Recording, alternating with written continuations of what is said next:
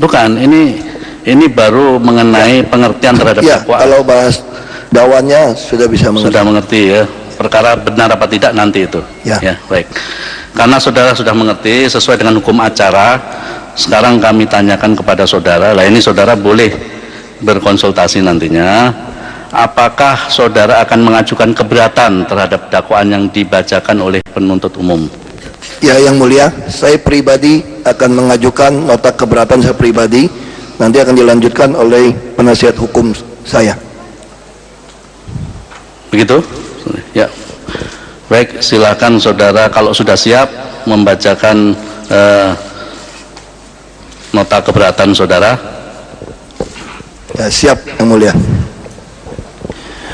Bapak Ketua Majelis Hakim dan anggota Majelis Hakim yang saya muliakan, saudara jaksa penuntut umum yang saya hormati, penasihat hukum dan para hadirin yang saya hormati.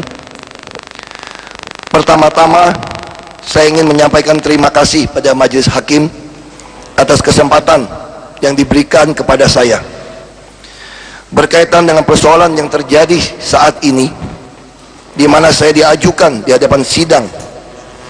Jelas apa yang saya utarakan di Kepulauan Seribu bukan dimaksudkan untuk menafsirkan surat Al-Maidah 51, apalagi berniat menista agama Islam, dan juga berniat untuk menghina para ulama. Namun ucapan itu saya maksudkan untuk para oknum politisi yang memanfaatkan surat Al-Maidah 51 secara tidak benar, karena tidak mau bersaing secara sehat dalam persaingan pilkada. Ada pandangan yang mengatakan bahwa hanya orang tersebut dan Tuhanlah yang mengetahui apa yang menjadi niat pada saat orang tersebut mengatakan atau melakukan sesuatu. Dalam kesempatan ini, di dalam sidang yang sangat mulia ini, saya ingin menjelaskan apa yang menjadi niat saya pada saat saya berbicara di Kepulauan Seribu tersebut. Dalam hal ini bisa jadi tutur bahasa saya yang bisa memberikan persepsi atau tafsiran yang tidak sesuai dengan apa yang saya niatkan atau dengan apa yang saya maksudkan pada saat saya berbicara di Kepulauan Seribu. Majelis Hakim yang saya muliakan, izinkan saya untuk membacakan salah satu subjudul dari buku saya yang berjudul Berlindung di Balik Ayat Suci, ditulis pada tahun 2008. Saya harap dengan membaca tulisan di buku tersebut, niat saya yang sesungguhnya bisa dipahami dengan jelas. Isinya sebagai berikut, saya kutip: selama karir politik saya dari mendaftarkan diri menjadi anggota partai baru, menjadi ketua cabang, melakukan verifikasi, sampai mengikuti pemilu, kampanye pemilihan bupati, bahkan sampai gubernur, ada ayat yang sama yang saya begitu kenal digunakan untuk memecah belah rakyat dengan tujuan memuluskan jalan meraih puncak kekuasaan oleh oknum yang kerasukan roh kolonialisme. Ayat ini sengaja disebarkan oleh oknum-oknum elit karena tidak bisa bersaing dengan visi, misi, program, dan integritas pribadinya. Mereka berusaha berlindung di balik ayat-ayat suci itu agar rakyat dengan konsep seiman, tanda kutip, memilihnya. dari oknum elit yang berlindung di balik suci, ayat suci agama Islam. Mereka menggunakan surat Al-Maidah 51. Isinya melarang rakyat menjadikan kaum Nasrani dan Yahudi menjadi pemimpin mereka. Dengan tambahan, jangan pernah memilih kafir menjadi pemimpin. Intinya, mereka mengajak agar memilih pemimpin dari kaum yang seiman. Padahal setelah saya tanyakan kepada teman-teman, ternyata ayat ini diturunkan pada saat adanya orang-orang muslim yang ingin membunuh Nabi besar Muhammad dengan cara membuat koalisi dengan kelompok Nasrani dan Yahudi di tempat itu. Jadi jelas bukan dalam rangka memilih kepala pemerintahan, karena di negara kesatuan Republik Indonesia kepala pemerintahan bukanlah kepala agama atau imam kepala. Bagaimana dengan oknum elit yang berlindung di balik ayat suci agama Kristen? Mereka menggunakan ayat di surat Galatia pasal 6 ayat 10. Isinya, selama kita masih ada kesempatan, marilah kita berbuat baik kepada semua orang, tetapi terutama kepada kawan-kawan kita seiman. Saya tidak tahu apa yang digunakan oknum elit di Bali yang beragama Hindu atau yang beragama Buddha, tetapi saya berkeyakinan intinya pasti jangan memilih yang beragama lain atau suku lain atau golongan lain, apalagi yang rasnya lain. Intinya, pilihlah yang seiman sesama kita, dalam kurung suku, agama, ras, dan antar golongan. Mungkin ada yang lebih kasar lagi, pilihlah yang sesama kita manusia, yang lain bukan, karena dianggap kafir atau najis atau binatang.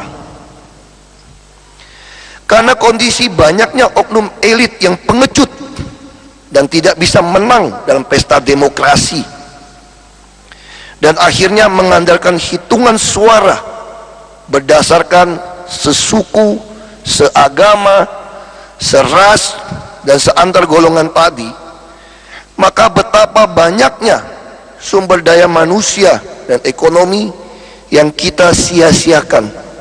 Seorang putra terbaik bersuku Padang dan Batak Islam tidak mungkin menjadi pemimpin di Sulawesi, apalagi di Papua. Hal yang sama, seorang Papua tidak mungkin menjadi pemimpin di Aceh atau Padang. Kondisi inilah yang memicu kita tidak mendapatkan pemimpin yang terbaik dari yang terbaik, melainkan kita mendapatkan yang buruk dari yang terburuk. Karena rakyat pemilih memang diarahkan, diajari, dihasut untuk memilih yang sesuku, seagama, seras, dan antar golongannya saja. Singkatnya, hanya memilih yang seiman, kasarnya yang sesama manusia. Demikian kutipan dari buku yang saya tulis tersebut. Majelis hakim yang saya muliakan, dalam kehidupan pribadi saya banyak berinteraksi dengan teman-teman saya yang beragama Islam, termasuk dengan keluarga angkat saya, almarhum Haji Andi Baso Amir, yang merupakan keluarga muslim yang taat. Selain belajar dari keluarga angkat saya juga belajar dari guru-guru saya yang taat beragama Islam dari kelas 1 SD negeri sampai dengan kelas 3 SMP negeri. Sehingga sejak kecil sampai saat sekarang saya tahu harus menghormati ayat-ayat suci Al-Quran. Jadi saya tidak habis pikir mengapa saya bisa dituduh sebagai penista agama Islam. Saya lahir dari pasangan keluarga non-muslim, Bapak Indra Cahaya Purnama dan Ibu Bunyarti Ningsi alias Chung Kim Nam dan Bun Nencau. Tetapi saya juga diangkat sebagai anak oleh keluarga Islam asal Bugis bernama Bapak Haji Andi Baso Amir dan Ibu Haja Misribu binti Acah. Ayah angkat saya Andi Baso Amir adalah mantan Bupati Bone tahun 1967 sampai tahun 1970. Beliau adik kandung mantan Panglima Angkatan Bersenjata Republik Indonesia almarhum Jenderal TNI Purnawirawan Muhammad Yusuf.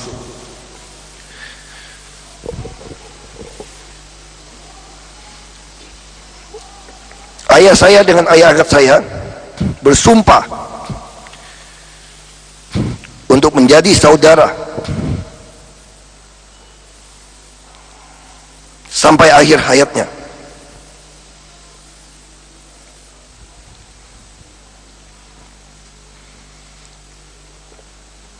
Kecintaan kedua orang tua angkat saya kepada saya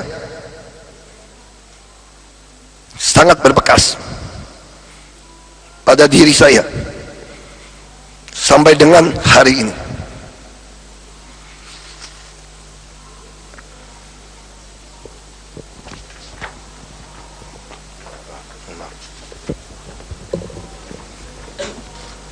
Bahkan uang pertama masuk kuliah S2 saya di Prasetya Mulia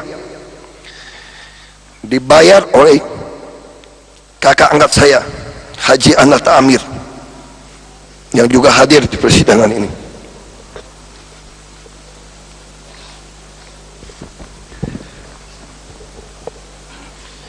Saya seperti orang yang tidak tahu berterima kasih apabila saya tidak menghargai agama dan kitab suci orang tua dan kakak angkat saya yang Islamnya sangat taat. Saya sangat sedih. Saya dituduh menista agama Islam karena tuduhan itu sama saja dengan mengatakan saya menista orang tua angkat dan saudara-saudara angkat saya sendiri yang sangat saya sayangi dan juga sangat sayang kepada saya. Itu sebabnya ketika ibu angkat saya meninggal, saya ikut seperti anak kandung mengantar dan mengangkat keranda beliau dari ambulan sampai ke pinggir liang lahat tempat peristirahatan terakhirnya di Taman Pemakaman Umum Karet Bifak.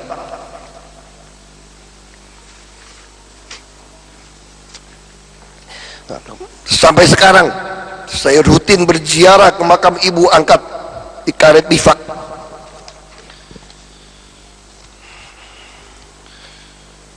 Bahkan saya tidak mengenakan sepatu atau sendal saat berziarah untuk menghargai keyakinan dan tradisi orang tua dan saudara angkat saya itu, yang membuat saya juga selalu mengingat almarhumah ibu angkat saya. Adalah peristiwa pada saat saya maju sebagai calon wakil gubernur DKI Jakarta tahun 2012. Pada hari pencoblosan, walaupun ibu angkat saya sedang sakit berat dan perjalanan ke rumah sakit, dengan menggunakan mobil kakak mendatangi tempat pemungutan suara untuk memilih saya. Padahal kondisinya sudah begitu kritis. Dari tempat pemukulan suara, barulah beliau langsung menuju ke rumah sakit untuk perawatan lebih lanjut di ICU.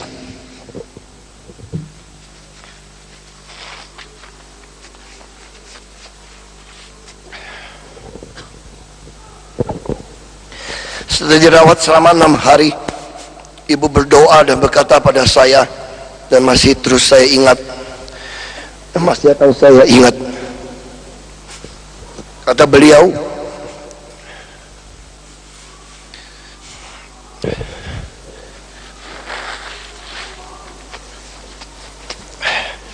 saya tidak rela mati sebelum kamu menjadi gubernur. Anakku, jadilah gubernur yang melayani rakyat kecil.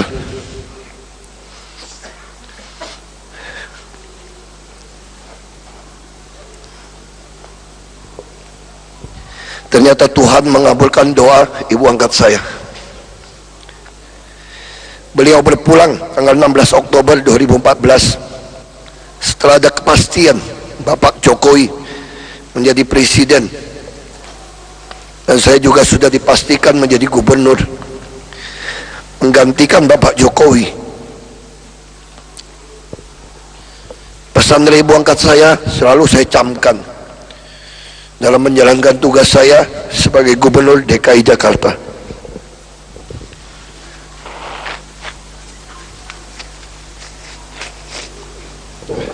Mohon maaf Pak Hakim.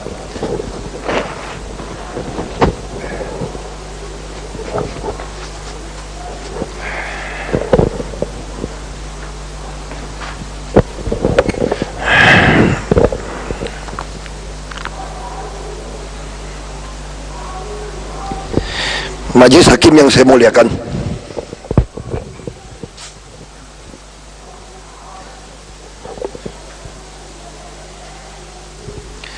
sebelum menjadi pejabat secara pribadi, saya sudah sering menyumbang untuk pembangunan masjid di Belitung Timur, dan kebiasaan ini tetap saya teruskan saat saya menjadi sebagai anggota DPRD tingkat 2 Belitung Timur dan kemudian sebagai Bupati Belitung Timur. Saya sudah menerapkan banyak program membangun masjid, musola dan surau, dan bahkan merencanakan membangun pesantren dengan beberapa kiai dari Jawa Timur. Saya pun menyisihkan penghasilan saya sejak menjadi pejabat publik minimal 2,5% untuk disedekahkan, yang di dalam Islam dikenal sebagai pembayaran zakat, termasuk menyerahkan hewan kurban atau bantuan daging di hari raya Idul Fitri dan Idul Adha.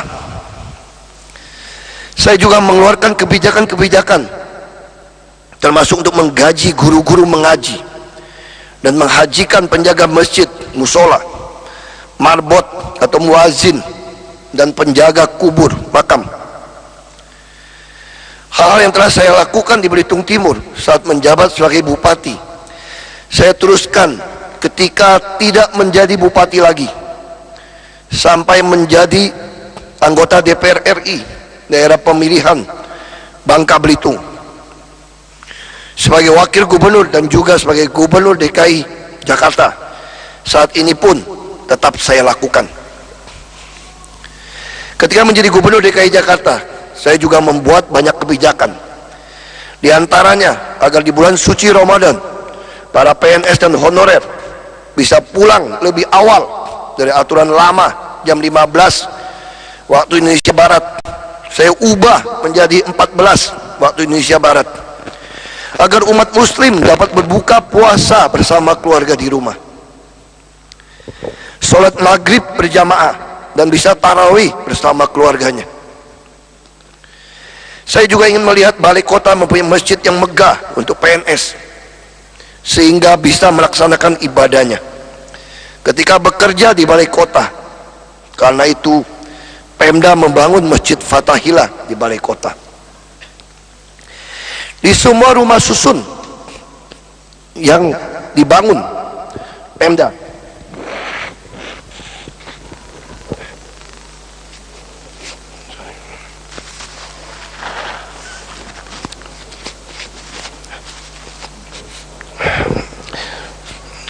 semua rumah susun yang dibangun Pemda, juga dibangun masjid, bahkan di Dan Mogot, salah satu rusun yang terbesar. Kami telah membangun masjid besar dengan bangunan seluas 20.000 meter persegi agar mampu menampung seluruh umat muslim yang tinggal di rusun Dan Mogot. Kami jadikan masjid tersebut sebagai salah satu masjid raya di Jakarta. Kami akan terus membangun masjid raya besar di setiap rusun. Kami akan terus membantu pelaksanaan masjid yang ada dengan cara Pemda akan membeli lahan yang ada di sekitar masjid. Sebagaimana beberapa kali saya sampaikan dalam pertemuan-pertemuan dengan tokoh-tokoh Islam maupun pengurus Dewan Masjid Indonesia di Balai Kota. Para marbot dan penjaga makam juga Pemda umrohkan. Kami juga membuat kebijakan bagi PNS menjadi pendamping Haji Kloter DKI Jakarta. Saya berharap bisa melaksanakan amanah orang tua dan orang tua angkat saya untuk melanjutkan tugas saya sebagai gubernur di periode yang akan datang, sehingga cita-cita saya untuk memakmurkan umat Islam khususnya di Jakarta dapat terwujud. Majelis Hakim yang saya muliakan, saya berani mencalonkan diri sebagai gubernur sesuai dengan amanah yang saya terima dari almarhum Gus Dur, bahwa gubernur itu bukan pemimpin tetapi pembantu atau pelayan masyarakat.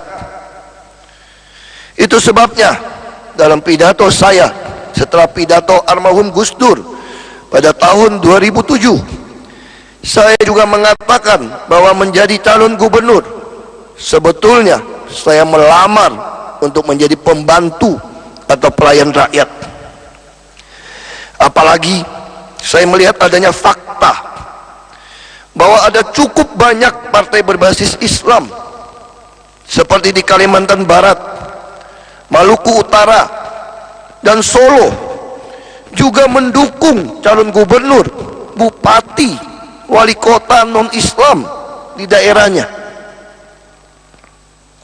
Untuk itu saya mohon izin kepada Majelis Hakim untuk memutar video Gus Dur yang meminta masyarakat memilih Ahok sebagai gubernur saat Pilkada Bangka Belitung tahun 2007 yang berdurasi sekitar 9 menit.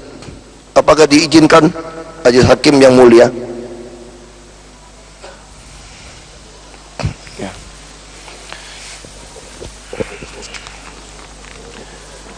Majelis Hakim yang saya muliakan, saya ini hasil didikan orang tua saya, orang tua angkat saya, ulama Islam di lingkungan saya, termasuk ulama besar yang sangat saya hormati, yaitu almarhum Kiai Haji Abdurrahman Wahid,